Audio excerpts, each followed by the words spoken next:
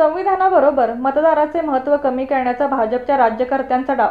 राज्य प्रवक्ते संतोष पाटील.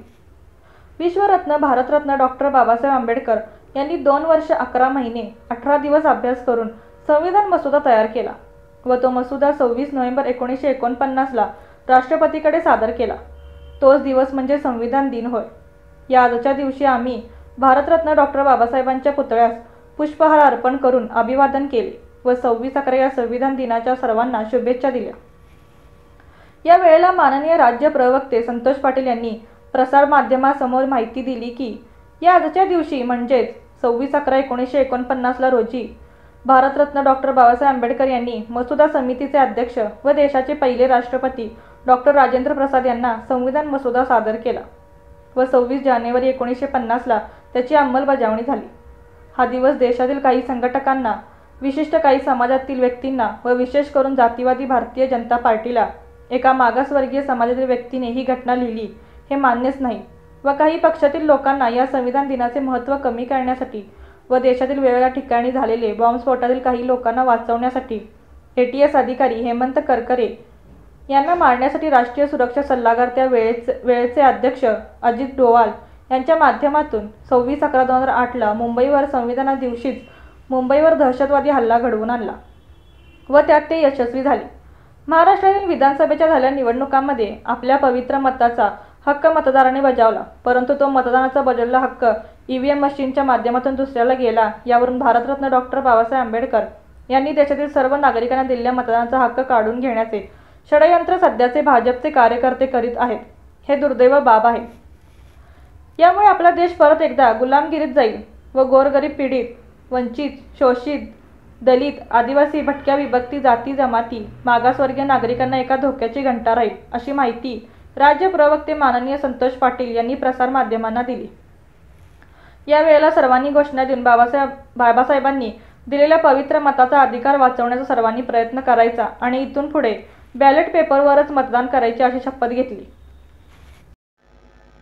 आज 26 नोव्हेंबर या 26 नोव्हेंबरला विश्वरत्न डॉक्टर बाबासाहेब आंबेडकर यांनी 2 वर्ष 11 महिने आणि 18 दिवस अभ्यास करून एक मसुदा लिहिला आणि तो मसुदा राष्ट्रपती डॉक्टर राजेंद्र प्रसाद यांच्याकडे सादर केला. त्यालाच आज संविधान दिन असं म्हणतात. या संविधान दिनाच्या सर्वांना शुभेच्छा. तसेच याच 26/11/2008 रोजी या मुंबईवर दहशतवादी हल्ला झाला आणि त्या दहशतवादी हल्ल्यामध्ये जे आमचे पोलीस अधिकारी शहीद झाले त्यांनाही माझं विनम्र अभिवादन. आजच्या या 26/11/2000 आजच्या 24 रोजी आम्ही भारतरत्न डॉक्टर बाबासाहेब आंबेडकर यांच्या पुतळ्यास पुष्पहार अर्पण करून अभिवादन केलेलं आहे. तसेच शहीदांच्याही फोटोला पुष्पहार अर्पण करून अभिवादन केलेलं आहे.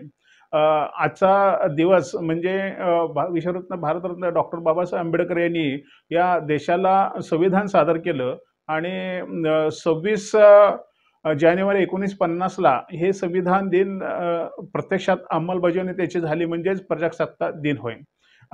या 26/11चं महत्त्व ह्या दोन्ही गोष्टीला आहे की एक संविधान दिन आणि 26/11/2008 रोजी या देशावरती मुंबईवरती दहशतवाद्याची हल्ला झाला. हा दहशतवादी हल्ला त्याच दिवशी का करण्यात आला? कारण हेच बाबासाहेबांचं महत्त्व ह्या जगाला आणि देशाला माहिती होतं. म्हणून 26/11चं संविधान दिन हे दिवस महत्त्व कमी करण्यासाठी त्याच दिवशी राष्ट्रीय सुरक्षा सल्लागाराचे त्यावेळचे अध्यक्ष अजित डोवाल यांच्या माध्यमातून पाकिस्तानाच्या काही दहशतवाद्यांना खडानखडा मुंबईतली माहिती देऊन त्याच दिवशी मुंबईवर दहशतवादी हल्ला करण्यात आला.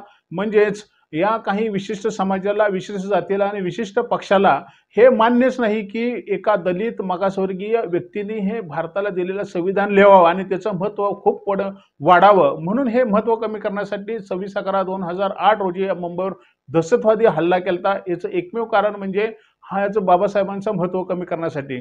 तसेच ह्या बाबासाहेबांचं महत्त्व या बाबासाहेबांनी या देशातील प्रत्येक गरीब, अतिश्रीमंत, झोपडीत राहणारा मागासवर्गीय, दलित, उच्चवर्गीय सर्व घटकांना एक मतदानाचा अधिकार दिला आहे. या मतदानाचा अधिकार काढून घेण्याचा प्रयत्न चालू आहे. याचंच एक जिवंत उदाहरण म्हणजे आत्ताच्या झालेल्या महाराष्ट्रातील विधानसभेच्या निवडणुकामध्ये या ज्या पद्धतीने ईव्हीएम मशीनमधून ज्या मतदाराने आपला मतदानाचा हक्क दिलाय, त्यांचाच मतदानाचा हक्क ह्या ईव्हीएमच्या मशीनद्वारे हे काही विशिष्ट समाजातील, विशिष्ट पक्षाचे, विशेष करून भारतीय जनता पार्टीचे लोक हे दिलेला बाबासाहेबांचा अधिकार, या मतदानाचा अधिकार काढून घेतलेला आहे.